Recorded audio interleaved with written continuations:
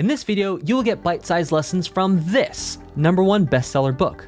I'm offering this lesson to you for free as part of my company's mission to help you reach your music dreams and have fun along the way. You will find the playlist with all videos from this course in the video description and comments. There may be information in previous videos that will make the video you are watching now easier to understand. I recommend watching the videos in order. Hi, I'm Dan Spencer, author of the Best Music Theory book for beginners.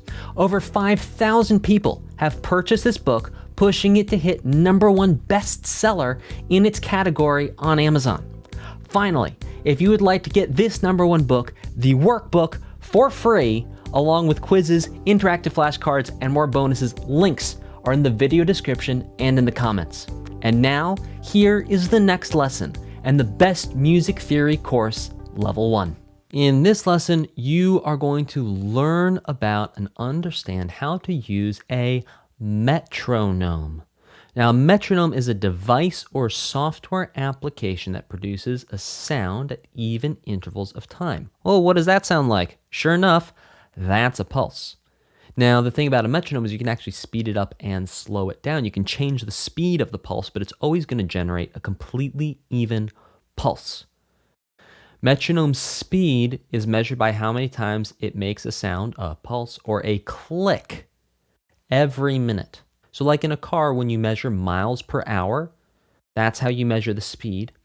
For metronomes, you're going to measure beats per minute or clicks per minute. How many times does it click in a minute?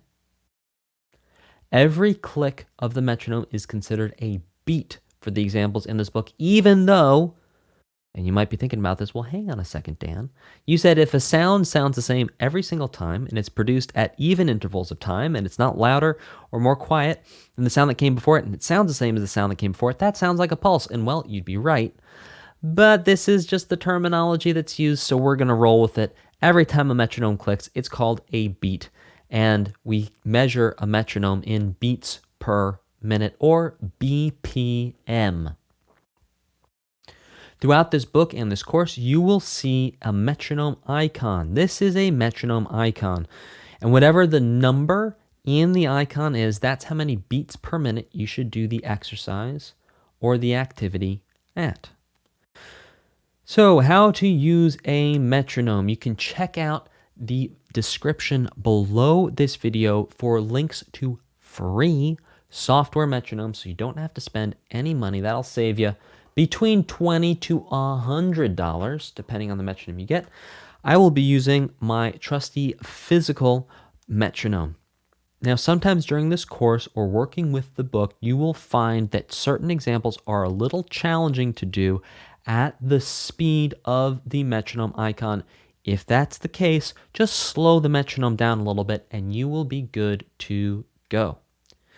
So there are three main types of metronomes. There are digital metronomes, there are software metronomes, and there are mechanical or electromechanical metronomes. The free metronomes are the software metronomes that you can download, you can put on your device. There's even some metronomes you can get on the internet.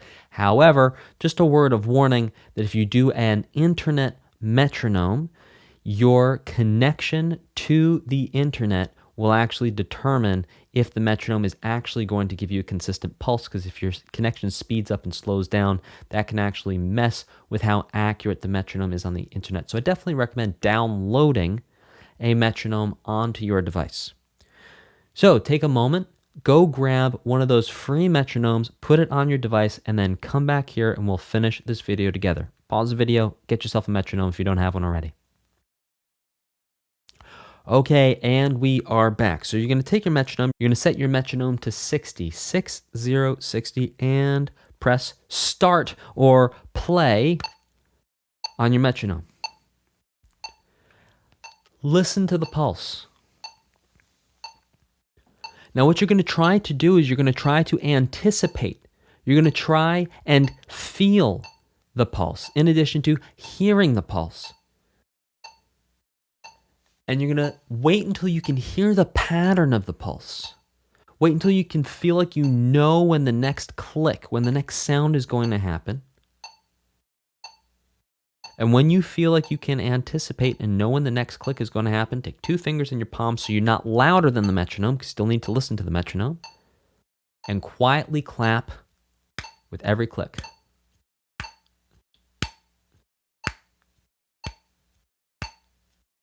Try not to clap before the click or after the click. Clap exactly with the click every single time.